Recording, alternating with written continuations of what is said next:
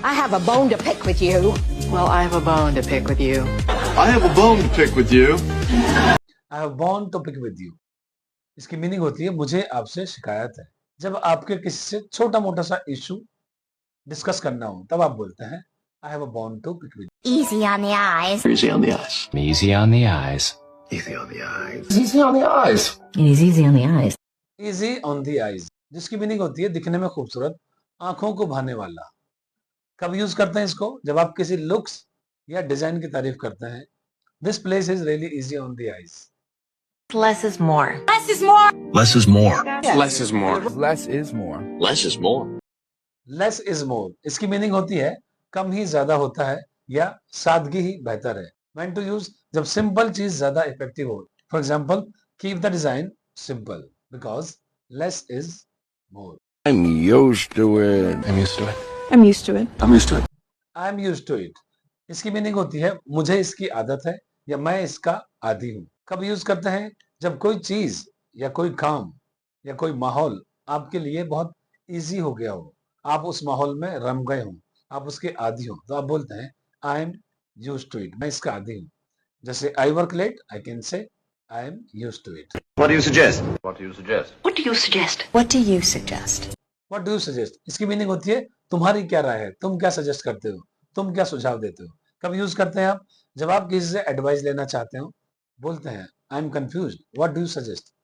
Last तक देखिएगा क्योंकि लास्ट वाला बहुत ज्यादा इंपॉर्टेंट है। I was not aware of that. I was not aware of that. I was not aware of that. I was not aware of that. I was not aware of that, इसकी meaning होती है मुझे पता नहीं था या मुझे इस बात की जानकारी नहीं थी। कब यूज करते हैं? जब आपको कोई जानकारी पहले से ना हो, आपको पहले से पता ना हो, तब आप बोलते हैं I was not aware of that issue. How are things? Perfect. You? How are things? Good. How are things? How are things? How are things? Or things. How are things? How are things? How are things? How are things?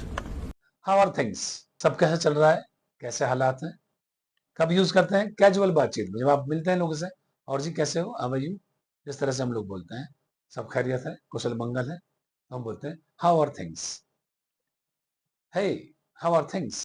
I'm an open book. I'm an open book. I'm an open book. I'm an open book. I'm an open book. I am an open book, इसकी meaning होती है मैं एक खुली किताब हूं, मैं कुछ नहीं छुपाता। कब यूज करते हैं? जब आप बिल्कुल ट्रांसपेरेंट हो, आपका कोई सीक्रेट ना हो, तो बोलते हैं आप you can ask me anything, I am an open book. How could I forget? How could I forget? How could I forget? How could I forget? How could I forget? How could I forget? How could I forget? How could I forget means मैं कैसे भूल सकता हूँ। कब use करते हैं? जब बहुत ज्यादा इंपॉर्टेंट बात हो। मान लीजिए किसी ने आपके साथ कुछ एहसान किया, अब आप उस एहसान को कभी भूलते नहीं है, तो आप बोलते हैं हाउ कुड आई फॉरगेट। या कोई भी ऐसा काम है जो आप कभी भूल नहीं सकते, तो आप बोलते हैं क्या, how could I forget. How could I forget your kindness, मैं आपका एहसान कैसे भूल सकता हूँ। Have you learned nothing? You learned nothing. Have you learned nothing? Have you learned nothing? Have you learned nothing? Have you learn nothing, इसकी meaning होती है क्या तुमने कुछ सीखा नहीं। कब यूज करते हैं इसको?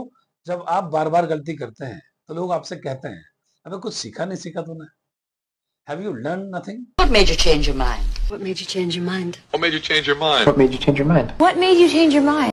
What made you change your mind, इसकी मीनिंग होती है तुमने अपना फैसला क्यों बदला, या तुम्हारा फैसला बदलने की वजह क्या है।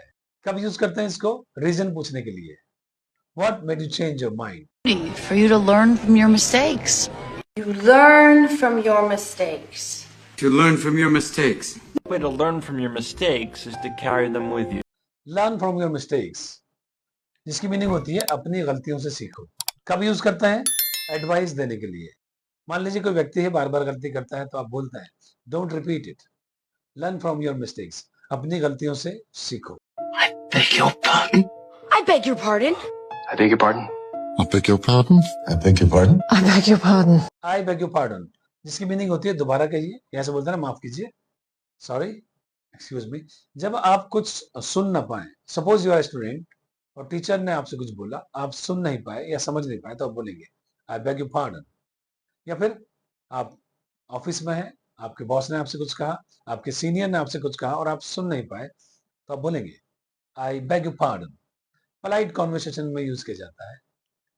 I beg your pardon, could you repeat that? You have nothing to fear. You have nothing to fear. You have nothing to fear. You have nothing to fear. You have nothing to fear. You have nothing to fear, जिसकी meaning होती है डरने की जरूरत नहीं है, घबराने की जरूरत नहीं है. कब यूज करते हैं आप? जब आप किसी को मोटिवेट कर रहे हो, जब आप किसी को शांत कर रहे हो. कब यूज करते हैं आप? जब आप किसी को हौसला दे रहे होते हैं. मान लीजिए कोई घबरा रहा है, आप उसको शांत करते हैं, तब आप बोलते हैं relax, you have nothing to fear. My hands are tied. My hands are tied. My hands are tied. My hands are tied. My hands are tied. My hands are tied. My hands are tied. My hands are tied, इसका मतलब मेरे हाथ बंधे हुए हैं, ऐसा कुछ भी नहीं है.